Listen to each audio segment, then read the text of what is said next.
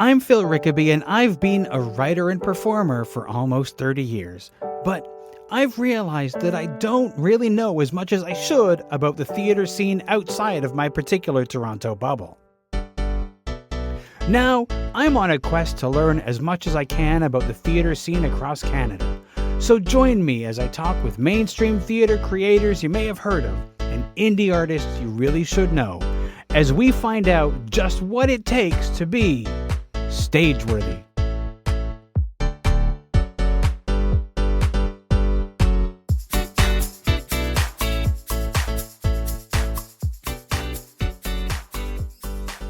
If you value the work that I do on Stageworthy, please consider leaving a donation either as a one-time thing or on a recurring monthly basis. Stageworthy is created entirely by me, and I give it to you free of charge with no advertising or other sponsored messages. Your continuing support helps me to cover the cost of producing and distributing the show. Just 4 people donating $5 a month would help me cover the cost of podcast hosting alone. Help me continue to bring you this podcast. You can find a link to donate in the show notes, which you can find in your podcast app or at the website at stageworthy.ca. Now, on to the show.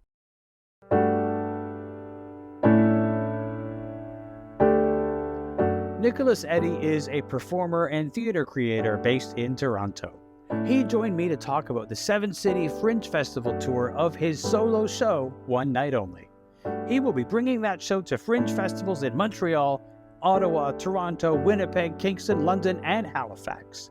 Here's our conversation.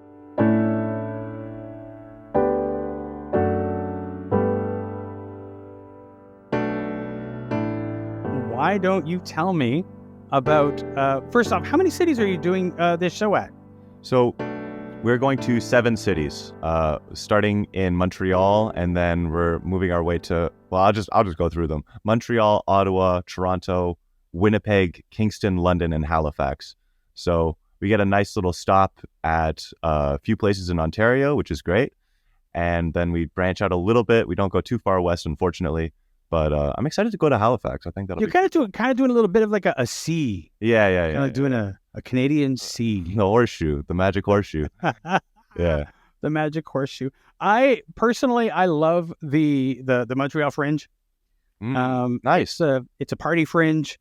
It's a great way to kick off a tour. So by doing your fringe, starting your fringe tour there, it's a great spot to start. Awesome. That sounds great. I mean, I've done Montreal Fringe once before, but I think the guy that I did it with, we just didn't get a very good venue, unfortunately, and we didn't get very good turnout. We were kind of like separated from everybody else, and it was a new venue, so nobody really knew about it. But yeah, I'm excited, man. That can be a real tough thing there. Definitely. Also, just because Montreal is not a flyering city. Yes, exactly. Don't line up, so you can't really flyer them. Right. If you do want a flyer, you kind of have to ambush people coming out of a show. Right. Yeah, you're not even allowed to hand out flyers in Montreal. They're like, you have to get creative. Right. So I don't know what we're gonna do, like yell at people in the street, I guess, something. It's tough. But to me, there's very few after hours fringe variety shows / parties like the 13th Hour. What's the 13th Hour? 13th Hour is, you've never. So the 13th Hour is the show that starts, I guess, at like start at 1 or start at midnight. Anyway, after the Fringe, it's sort of like a variety show where every night there's like hosts, there's like music, there's like snippets from other shows, interviews, that sort of thing, and then it's followed by a dance party that goes to like, I don't know, 4 or 5 in the morning. So whoa, that's awesome. I mean, I don't know if I know they didn't do it during the pandemic. I'm right. Now they're back in full. I can't see them not doing it. It was one of the highlights, even for me, an old man. It was kind of fun. Yeah, that sounds great. I hope they haven't said anything about it. Maybe they're keeping it secrets or something. I don't know. I hope they bring it back. I hope they do because it's one of the highlights of that festival. Yeah, sounds. I know we jumped ahead and we didn't really talk about the show, so let's like take a step back because I got excited by the number of cities that you were going to. Because a 7-city tour is a pretty significant tour. That's going to take a significant part of the summer. Yeah. So it's pretty awesome. But let's talk about One Night Only. Tell me about the show. Yeah, so it's a dark comedy. It's a one-person show. It kind of explores the potential perils of mental illness and anguish, and follows the journey of a person as he struggles with this big decision that he has to make before morning. So the entire play is set within like a 12-hour period as he's like staring down this big decision, and all of his demons are coming to light. Yeah, so that's it. Um, and it's a solo show. Yeah, solo show. Yeah. And how what's the inspiration behind this show? Tell me about how you came up with the concept of One Night Only. Yeah, I mean, it came from a lot of things. You know, it did start during the pandemic. I don't really think of it as a pandemic show because it's stuff that I had been struggling with for a long while. And I guess it sort of came from looking around in the theater scene and feeling like there wasn't a lot of talk about mental illness in the theater. And I felt like I really wanted to bring some of that to light in a very honest way, not a way that is a trope or a plot device, but, sort of paring down all of the other accoutrements on top of it and just really looking down at the source, or creating a character that is attempting to look down into the source. So that's sort of where it came from, and it's changed a lot. It's evolved in its lifetime, and there's been a lot of great people that have added their own voice to it. But that was really the nugget that it started with. Nice. Yeah. It's. I mean, a play rarely remains the same as when you first conceived it. So true. And if it did, like I'm almost like it must not have worked on it, because I mean, but the process, usually an idea when you start working on it, it's unformed and it's imperfect, and it's like an egg, and you have to like crack open that egg and add things to it and make an omelet. It really went for the metaphor there. It was great, beautiful. Thank you. So in terms of like creating this show, and you mentioned that it started as in the pandemic. What was the writing process like, and how was the revision process throughout the process? Ooh, great question, Phil. Have you been doing this a while? Years. Nice. The writing process was I think quite unique. I've written one other show before, but it never has gone to production, and this show is the first show that I've done that has gone to production.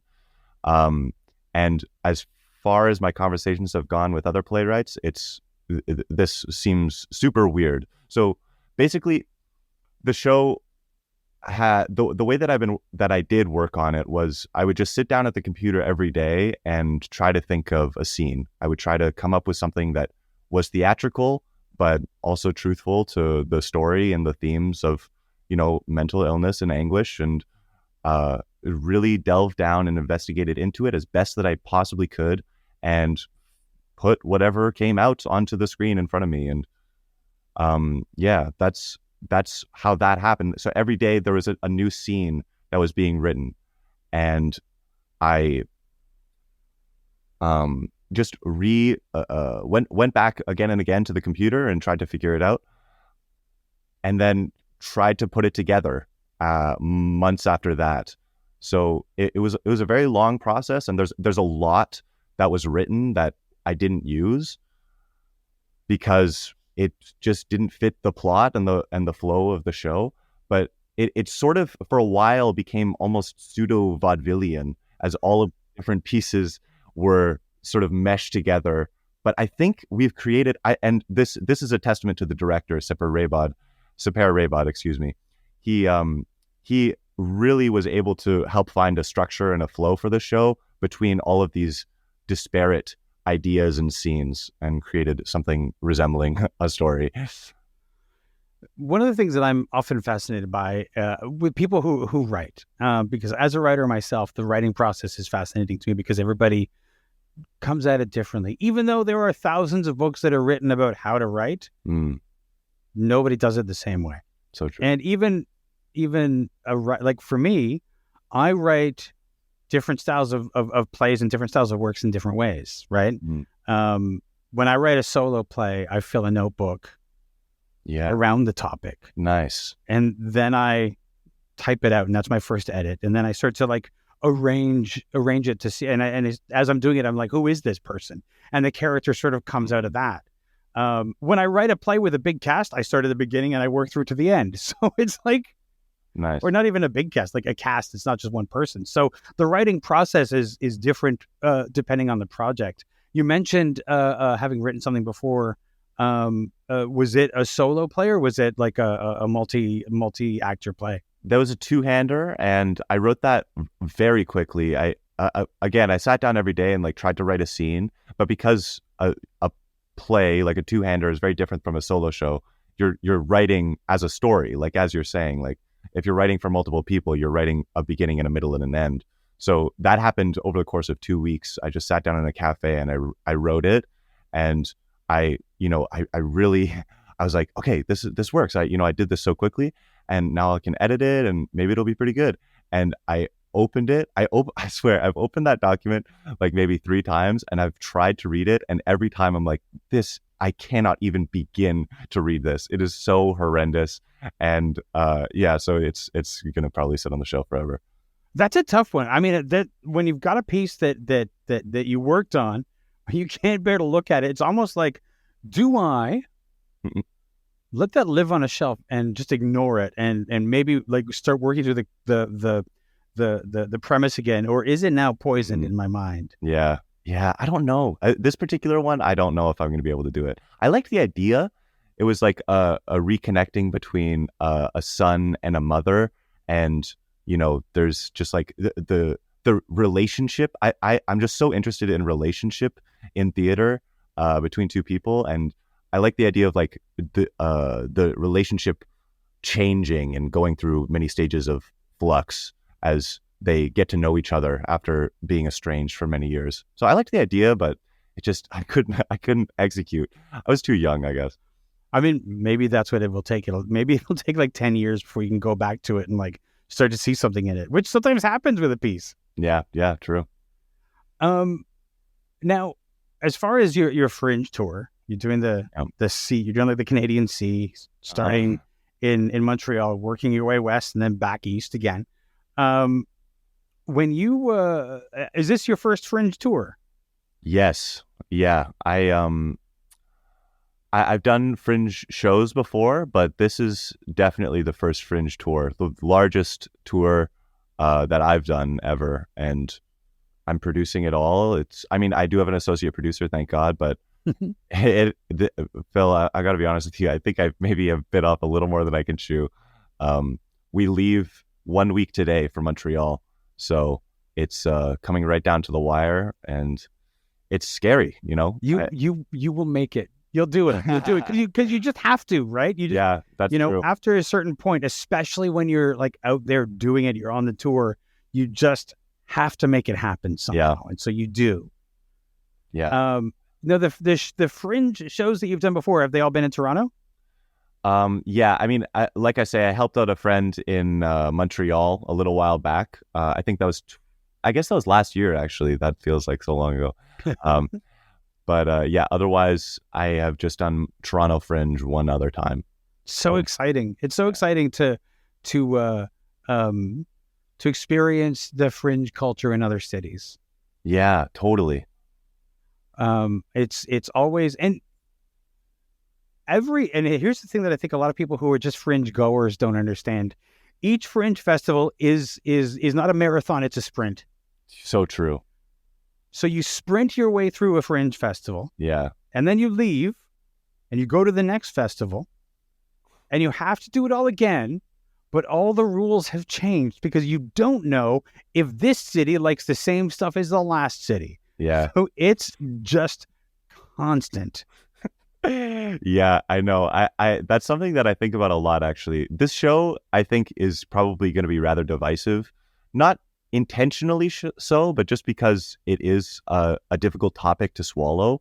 I think for a lot of people, like I say, it's a dark comedy, so we keep it light and fun, but it does deal with heavy themes. Mm-hmm. And so I don't know how London, Ontario is going to react to this play, for instance. Like they might come out to see the show and be like, this sucks. Like, why am I being subjugated to this? Whereas I'm the theater scene that I'm most familiar with is Toronto, and I feel like it might be received well here based on the people that I know, but it's just there's a lot I don't know in terms of the different dynamics in different fringe festivals. Exactly.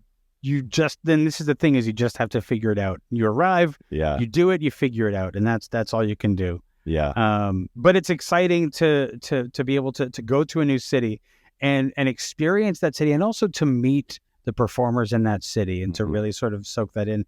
The connections that I made in 2012 when I did a fringe tour, like there's still people that I very much love and are very important to me. Nice. What was that show, Phil? That was a show that I did with a theater company called Keystone Theater, and we did plays in the style of silent film, and we toured a show called The Last Man on Earth, and we did Montreal and Winnipeg, Calgary, and Edmonton. Wow, that sounds awesome. It was a one-person show? No, it was we had like four actors, one piano player. Oh, wow. Yeah, it was pretty awesome. It was pretty awesome. That's I feel glad that it's just me and the stage manager that we need to find accommodations for, and transport and everything, because a larger cast just seems like you're getting exponentially more difficult for every person. Well, it is difficult. Those logistics are really hard, especially now, because after the pandemic, fringe festivals are begging for billets. Right. And they can't guarantee them. And so people who, in previous years where you might have basically been guaranteed a spot, right. There's no guarantee. So budgeting to get an Airbnb is part of the budgeting for a lot of companies now. Yeah. But we had 2 cars and we just drove. So that sort of like solved that. It's a lot easier to make money when you have like a solo show. If it's just you and the stage manager, it's a little bit easier on the finances. Yeah, but a little harder on the brain, but easier on the finances. That's true. That is the trade. That is absolutely the trade-off. I think that's the trade-off in most of the facets of life. You're trading brain for money almost always. No, that is incredibly accurate. Now, so I'm just looking at a couple of notes here. Sure. One of the things, as somebody who, my solo show, The Commandment, is a dark comedy. Nice. And it starts funny and then it gets serious in near the end. Hell yeah. And the thing that I found about it, because I want to talk about it, because for me, it was a cathartic show written to years ago to come to terms to sort of like deal with a death of somebody that had been really close to me. And so I fictionalized and created a show, but it was still something that was very, very close, and I basically very vulnerable on the stage, especially when you get to the serious stuff. And sometimes, even though we talk about vulnerability on stage, sometimes it's hard if it's more of your own thing, right? Like if it's something that you are close to, the vulnerability, although you're getting there and it's important to hit it, it can be very you can really feel naked in that. Have you is the topic of this show something that is close to you in some way, or is it completely fiction? I mean, I think I'm hearing a lot of what you're saying, and I'm resonating with a lot of it, like the idea of like fictionalizing something that is really difficult to create a degree of separation from it. But yeah, no, it's an incredibly vulnerable piece of work. It's the most vulnerable thing that I've ever done, for sure. I'm scared.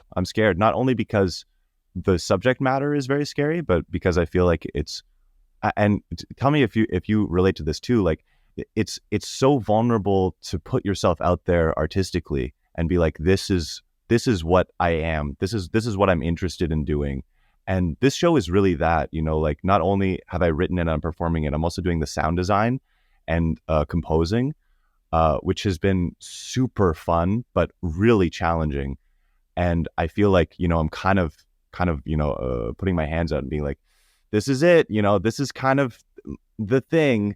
If you don't like it, I don't know really what else to offer here.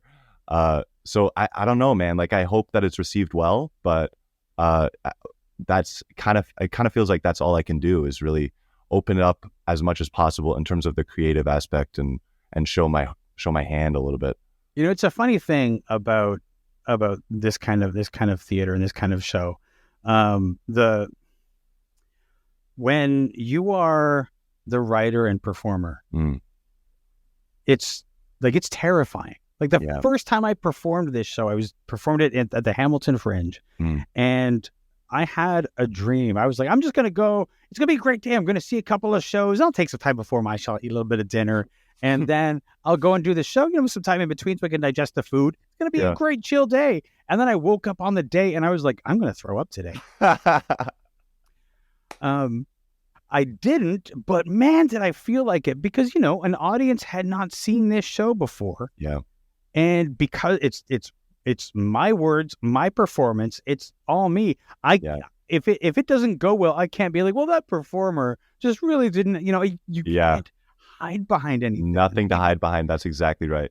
It can be terrifying. And combine that with the fact that my director was like, so remember, your scene partner's the audience, so make sure that you make eye contact. Yeah. And I was like, the actor who, that doesn't break the fourth wall was like, how do you do that? I make eye contact. What are you talking about? But of course, it makes sense that you have to connect with the audience. Yeah. And the first time, man, that contributed to my feeling I was going to vomit. Yeah, totally. So how did it feel when you actually did perform it? When I after that first performance, because I cheated the first time, I didn't look at people in the eyes, so I looked between people, eyebrows, the way that you fake that. But then after that, after I'd gotten through that, the second show was like an audience that was right with me, and they were playing along, like they were there for the eye contact and became my scene partners. Nice. And it was so it was really great to get to that point. Yeah. So because it's so hard to, especially I've never performed a solo piece widely, except for a small performance before the big show. Right. I've done some kind of workshop in front of an audience just to have something, so that so that my first performance is not, at the Fringe when there's going to be reviewers there and things like that. Yeah, totally. Yeah. And I think we're going to do the same thing later this week on Friday. Yeah. We're going to have a small invited audience, which will be good. And so important. To me, that's your preview. Get it out so that you can, when you get to Montreal for that first performance, you don't have those nerves. You're not like, I'm going to vomit today. Because that was not probably the best way to start that day. Yeah, I mean, I got to be honest. I'm going to be a wreck. I will be a wreck. It's our first show is next week, Friday. So wait, I guess I should probably say the date is June 7th, June 9th, somewhere in there. Yeah. June 9th, yeah. Yeah, June 9th, that Friday. So that's yeah. I laugh when you're telling the story of you feeling like you're gonna vomit, because I'm like, oh yeah, that's gonna be me 1 week from now. I'm going to be an absolute wreck. All I could say about that is know that it's going to happen and adjust and plan your day accordingly. Yeah, true. So true. And part of the journey, right? It is part of the journey, because once you get past that, it's so much easier. Yeah. It's just that first day. Yeah, totally. I in general am not nervous at all performing. I only really get nervous about 10 minutes before the show starts, of the first day for a show that I'm acting in. But this show, because of the nature of it and its vulnerability, it's I'm already nervous. Yeah. So I think that there's a difference between a show that you're acting in and a show that you created. So true. And you kind of have to acknowledge that fact that these are two different things. And that as a person who created the show, I'm so much more invested than it would be if I was just acting in it. Yeah, absolutely. I care so much more. Yeah, absolutely. And that's something that we really explore in the show itself, actually. throughout the play, very early on, there's sort of hints that the world is not exactly as it seems, like kind of unreliable narrator type vibes, as my character sort of introduces the show a little bit and starts to talk directly to the audience again. And um, it's something that I like that has developed and become a more prominent part of the story is the blurred line between the actor and performer. And, it's something that I've been curious about because, we all strive for vulnerability. We all want to be very vulnerable on stage or, for something that we've written.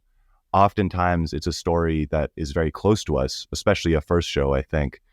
And so that's something that we kind of leaned into with this play is this idea of this person is performing, but it's like the edifice of the story and the room itself is not exactly perfect. There's something that's wrong, something that's kind of shimmering in the light as the story develops and the pieces sort of start to crack and crumble around this character, and more of the performer reveals himself, I guess, is one way to put it. It's one of the things that I found doing my show, The Commandment, is it, it has a funny premise, and it's, I call it a comedy. I'll call it a dramatic comedy so that people have an idea that maybe there might be a twist. Yeah. But the number of people who somehow went to a comedy theater show and didn't expect that it was going to get serious. Oh boy. That happens. And about 80% of the time, everybody is willing to go with it.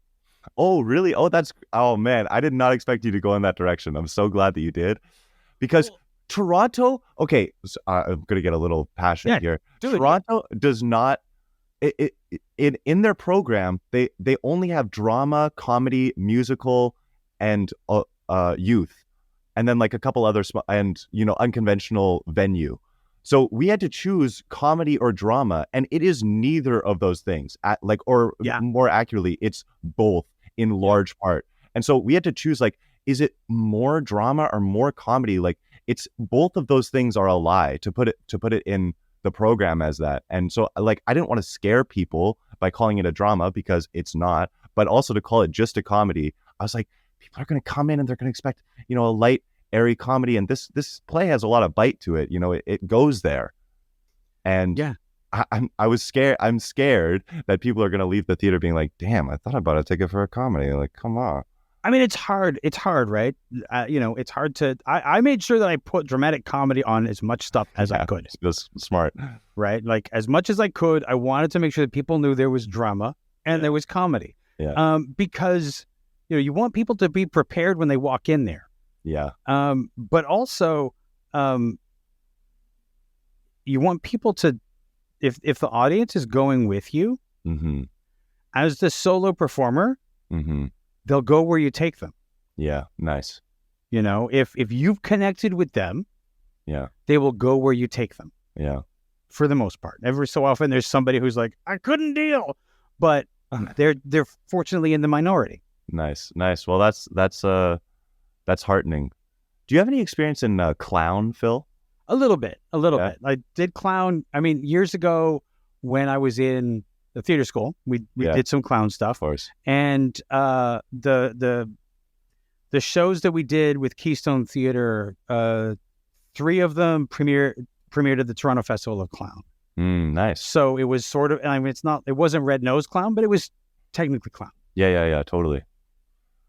I'm just hearing what you're saying about taking the audience with you, and I think clown is something that I draw a lot of inspiration from. I haven't done a whole lot of it, but it's something that I think inspires my work in large part. And the idea of like really connecting with the audience and really being present to what's actually going on in the room, rather than trying to hold on to your idea of what the show should be.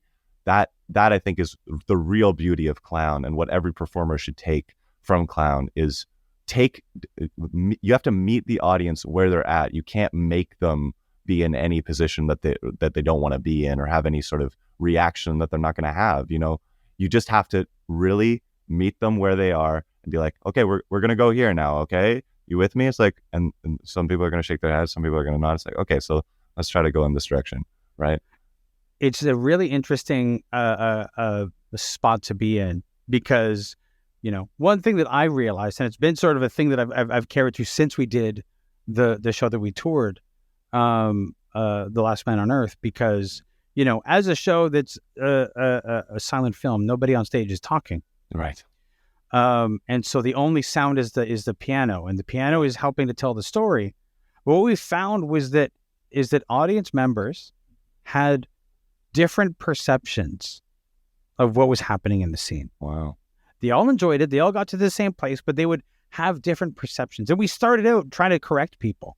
All right. No, that's not what happened. But then after a while, it became like so fascinating to us. Like people would be like, oh, that part where this happened, you'd be like, oh, tell me about that. I want to hear about that and what you saw there. Like it becomes so like interesting to see how people connect the dots. And what I've sort of learned from that is all you can control is what you are doing. You cannot control what the audience sees or where they go. Mm-hmm. If they come with you, great. If they don't, wasn't for them. Yeah. And you just kind of have to accept it. And it can be hard. But like you were saying, you can't take somebody they don't want to go. Yeah. Wow. What a gift. That's something that has been so joyful for me in the sharing of this piece, that, up until 7 months now, nobody had seen it. It had only existed in my brain. And now I've had the scary luxury of sharing it with a few select people and hearing their thoughts about it and the way that they read it, their ideas about what each scene is so fascinating and enjoyable. And they're like, oh yeah, this part is like this. And I'm like, oh, I didn't get that at all, but that's great. And I love that. I love when artists, I'm glad that I can take that attitude, because I think it's something that I admire in other artists when they can say, this belongs to you as much as it does to me. As soon as it's out there, it's out of your hands. You're giving it out to other people and saying like, okay, here, you can hold this now. And I think that's such a gift. That's such a gift of art, because everybody's going to be holding it differently. Like you say, everyone's going to react to the show in a completely different way and see things that even you never expected to see. Like, yeah, I love that. Because there are two ways to deal with it, right? There's two ways to deal with people not like, who see different things in it than you do. Yeah. One is to tell them they're wrong and to explain to them, what the right interpretation is. Yeah. Which entirely destroys and negates the experience that they felt, and is a really alienating way to go about it. And the other is just to indulge them and ask them about why they thought that and things like that. Because, like you said, once you've done it, once you've put it out there, it's theirs. They're the ones that have the memory of it. So true. After you've performed it like 20 times, you'll have almost no memory of individual performances. Yeah. But they will. Yeah, so true. Yeah, something that I love about theater. I don't know. I'm actually really curious. I want to actually ask you this question first. What draws you to theater, Phil? Like what is the thing that has kept that this art form has kept your attention for longer than any other? I will tell you. It's to me, it is the immediacy. It is the fact. There's a couple of things. First off, an audience in a theater is able to suspend their disbelief in a way that an audience watching a show on television or a movie will not. Mm-hmm. If I'm on stage and I say, and now I'm underwater, we'll put blue lights on or something, but everybody will be like, yeah, we're underwater, that sort of thing. People will go along with it. Mm-hmm. The other thing is the immediacy, because we are all in the room. Everything that is happening here and now. It's not like it happened when it was filmed and now we're watching the echo of it. It's happening here. And the thing that has struck me, and this has stuck with me for like 30 years since I did this show, I was doing a production of the Scottish play, and I was one of the murderers that goes the lead murderer that kills Macduff's family. And Lady Macduff had a baby. And she was carrying the baby, and so she knows we're there to kill her, and I take the baby and I act like the baby's going to be fine. Give the baby a little pat on the head, a little caress, and then a twist, and this little piece of balsa wood that's in the swaddling clothes just does a tiny little pop. Oh, no. And the entire audience, Oh my God, gasps in horror. Wow. In a way that, like, if you did that on screen, there's a separation and nobody would react that way. So true. And so the things that we do in the theater, a slap, people will gasp, and they do that only in the theater. They don't do that in a movie. They only do that when it's live because it's happening right there. And that's what keeps me making theater, because it is immediate. It's happening right now. And after we've done this tonight, it's gone. Yes. Yeah, totally. Yeah, yeah, even hearing you tell that story, I'm like riveted as you're telling me. It's a fake baby, and she's handing it to me, and I'm swaddling this fake baby, and then I crack. There's a little snap. It's like, oh, even me now. I'm like, oh no, That's so funny.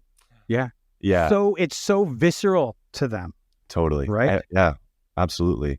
And you're so right, is that we can connect. I think, I don't know, maybe that's true. We can connect with people in the room so much easier than any other way. Being able to see the person right there in front of you is such a tangible feeling of connection. Well, you feel them breathing. Yeah, right? Exactly. And so the audience feels the performer breathing. The performer feels the audience breathing.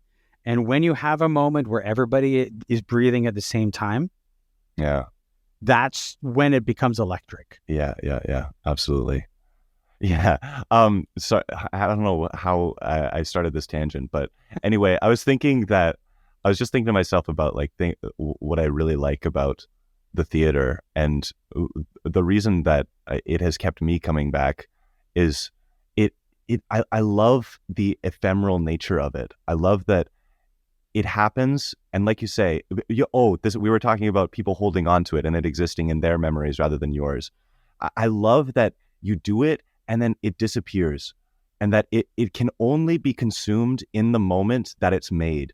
There's something so beautiful about that, like being forced to let it go and not being able to hold on to it for one moment longer than it is.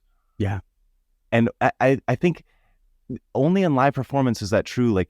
And yet it's true of every type of art, but we can trick ourselves into believing that we can come back to the same moment of, seeing a painting or listening to a song until we completely drain it of all emotion. There's this sense that we have control over the consumption of it, but live performance and theater, it begs you to say, this is the one moment that you have with it. Enjoy it, and now it's going to be gone, because that's how life works with everything. Yeah. It's always fascinating because you can record a show. You can do an archival recording of a show. You could do that, keep it, but then that recording is just a recording of one night, and it might not have been your best night. Yeah. It's the night that you recorded, and it has to be as good as you can get it. Yeah. But, another night, things will be different. And so even though there's a recording of a show, yeah, another night would be something entirely different. Yeah, totally. Nicholas, one of the things that I really like to talk to about people, and the idea of what keeps you going in theater, I want to come back to this for you. But one of the things that I love to talk about on this show is the origin story. What is it that made you want to do theater? Yeah, great question. Yeah, it's one of those things. There's many ways that I could answer that question, but what it really started with was doing some after school program that my mom had signed me up for. My mom had wanted to be an actor in her youth, and she let it go so that she could have kids. She really wanted to have a stable career right off the bat, and so she let that sort of dream go so that she could have me, her firstborn son. And so she signed me up for some after school programs, and sort of experimented around with it. And then I think it was maybe 13 when we had our first performance, and it went really well, and I did a good job. And even there's an archival video of that performance, and I can still go back and watch it and be like, yeah, you know what? I was 13, but I did an okay job. And I think that was really the catalyst that led to me being in theater now. Being 13 years old and being good at something is unreal. Like that is the most addictive feeling for any youth, to feel like adults are looking at you being like, how did you do that?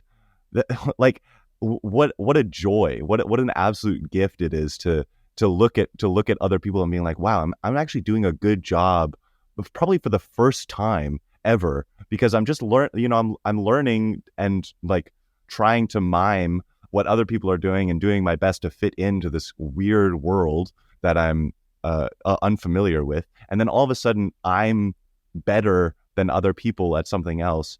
Like that was just, it's just too exciting. It's too exciting of a thing to pass up. And so I sort of kept going with that, and I wanted to be an actor. And kept going with that through high school. And then I was like, okay, I'm not going to go to college. I'm going to just focus and try to be an actor. And my dad was like, no, you have to go to college or university. I'm like, okay, fine. And so I went to George Brown College, and at George Brown, that was an incredibly difficult time, as theater school sometimes is. But I fell in love with theater. Like, I just started going to the theater more, and I absolutely fell in love with it. I couldn't get enough of it. I was like, this is the art form. And even now, it's the thing. It's the only art that is satisfying to me as the consumer. Like, I have a very addictive personality. I will listen to a song into the ground until it's gone. I will, accidentally doom scroll for more hours than I'm proud of. But theater is so satisfying. Even a show that I don't like, when I go out to the theater and I'm in a room with other people watching a show, it's like an exhale after the show is over. I'm like, wow, okay. It's just satisfying in a way that nothing else is, really. So a lot of people do theater when they're kids. Right. A lot of people do, if they're teenagers, they do something in public school, in high school, whatever it is. But not everybody, because most people that I went to high school that we did theater with, they didn't go into theater. At what point did you realize that this was going to be the thing in high school, when you were like, it's time to start talking about careers? And when were you like, no, the only thing I want to do is theater? Well, I mean, I don't know. Like, it's a funny thing. Like, it's kind of just one of those things that I've just kept doing because I can, and because I like it. Even now, and maybe this is a generational thing, because I think a lot of people my age don't like you. I feel like I look around at everybody, and everybody sort of holds their career, whatever it may be, in an open palm. Like, you can't really commit too hard to anything, or else you become too rigid, because of the state of the world right now, and everything being in constant flux, and all of these new types of companies coming into the picture, tech, crypto, and then everything disappears. Like, the turnaround of anything is so fast now. The idea of holding on to a career for any extended period of time seems like a pipe dream. Anyway, I'm getting political. But that's basically been my experience with theater. Is like, I wake up every day and I'm like, do I want to keep doing this? And I decide that I do. And that's pretty much been the way that it is. I've never been like, this is the only thing I want to do. It's just the thing that I've wanted to do for any 6-month period of time. When I look 6 months into the future, I'm like, okay, am I going to take this contract for this show that's a little ways down the road, or do I want to maybe start thinking about doing something else? And time again, I've picked this, and I feel really glad for it. But it's not a marriage, I guess, to use a poor metaphor of something that is eternal. Well, I mean, it never is, and that's the thing is, you look at if you were to go to George Brown and look back at the class of '93, I think, you would see a young me, and you would see a lot of other people, most of whom are no longer pursuing theater, and that's not a failure on their part. Definitely not. It's, you realize at a certain point that you just don't have the passion for it anymore. And so you do something else. Yeah. And leaving the theater is not a mark of failure. No. Because you should only do it as long as you're enjoying it, as long as it's fun, and as long as it gives you something that's worth having. As soon as those things stop, you should stop. Yeah. And, we should celebrate the fact that you did it at all. Yeah, totally. And I think that's kind of what makes it so awesome is that nobody who is in the theater doesn't love the theater. Like if they didn't, they wouldn't be here, because it's like there's nothing. You could go in a completely different direction and be more stable, make more money, and have less stress on your mind. But everybody chooses to be in the theater for whatever reason. And I love the fact that you ask everybody what the thing is, because I think that's a super interesting question. But everybody's here because they want to be, because it's something that they are passionate about. And so, and when they stop being passionate, they can go. And I think everybody's like that. And so when you meet somebody that's part of the theater, you're like, here's something that we both love. Like, when you meet someone as like a best friend's new girlfriend or something, and you're like, we both love this person, so we have a great common ground to start with. Yeah. That's how I feel about the theater. It's like we both love this one crazy wacky thing, so let's fall in love with each other, that kind of thing. Well, I mean, ain't nobody getting rich, so you have to love it. Exactly. Right? Exactly. So tell me again all of the cities that you're doing the Fringe in. Yeah, sure thing. Okay, so it's Montreal, Ottawa, Toronto, Winnipeg, Kingston, London, and Halifax. So it's a good spread of different fringe cultures. So you're in for a treat. Yeah. As far as getting ready to do this tour, is there something aside from the performance aspect that scares you the most? Oh, that's a good question. Can I think about that for 1 second? Yeah, absolutely. While you're thinking, let me give you like like when I was doing a show in a different city, regardless of whether or not I was doing a solo show and traveling with that, or taking a show with 4 other actors and 1 piano player to another city. The thing that scared me was that in many cases I did not know what was waiting for me when I arrived. Like, for the most part, I did not know the place I was going to before I got there. Yeah. I didn't know where I was, where was my billet, where was the place I was staying in comparison with the theater. I didn't know like how that Fringe operated. Everything was a mystery to me. And that was kind of the thing that scared me the most, was like, especially when I was traveling basically by myself as a solo performer, like it's terrifying to go to a city and be like, all right, I'm figuring this out like the day before my show. Yeah. For me, that's what terrified me. Yeah, I think in that same vein, I'm a very what's the opposite of nomadic? You're a homebody. Yeah. I like setting down roots, and I think that has drawn a lot of nomadic type people in my life. But that, I think, for me, is probably the thing that scares me the most, is going to a new city and being kind of uprooted, and then having to be vulnerable on stage in front of so many people without having like a base to go back to that I feel comfortable in, and that's home. Yeah.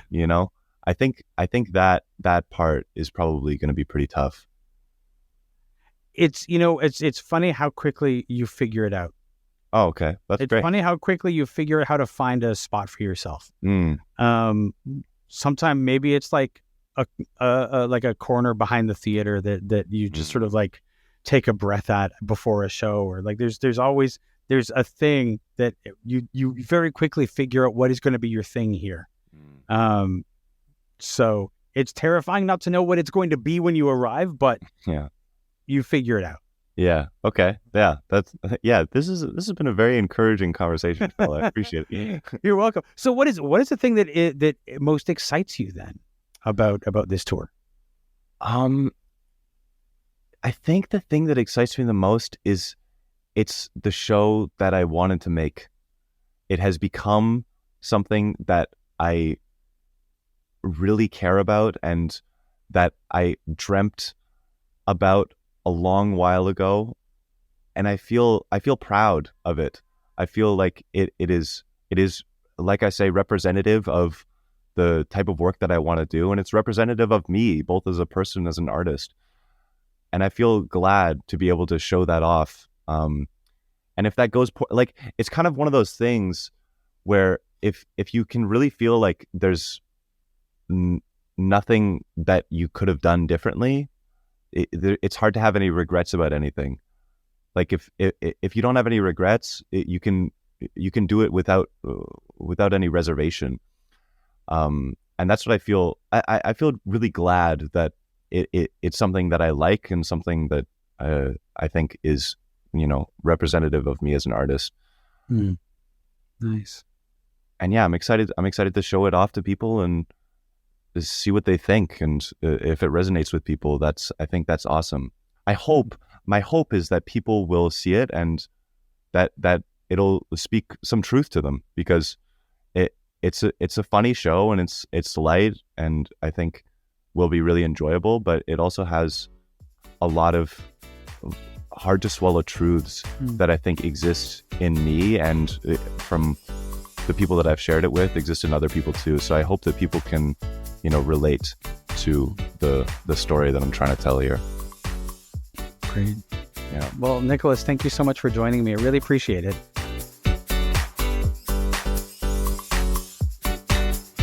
This has been an episode of Stageworthy. Stageworthy is produced, hosted, and edited by Phil Rickaby. That's me. If you enjoyed this podcast and you listen on Apple Podcasts or Spotify, you can leave a 5-star rating. And if you listen on Apple Podcasts, you can also leave a review. Those reviews and ratings help new people find the show. If you want to keep up with what's going on with Stageworthy and my other projects, you can subscribe to my newsletter by going to philrickaby.com/subscribe. And remember, if you want to leave a tip, you'll find a link to the virtual tip jar in the show notes or on the website. You can find Stageworthy on Twitter and Instagram at StageworthyPod, and you can find the website with the complete archive of all episodes at stageworthy.ca.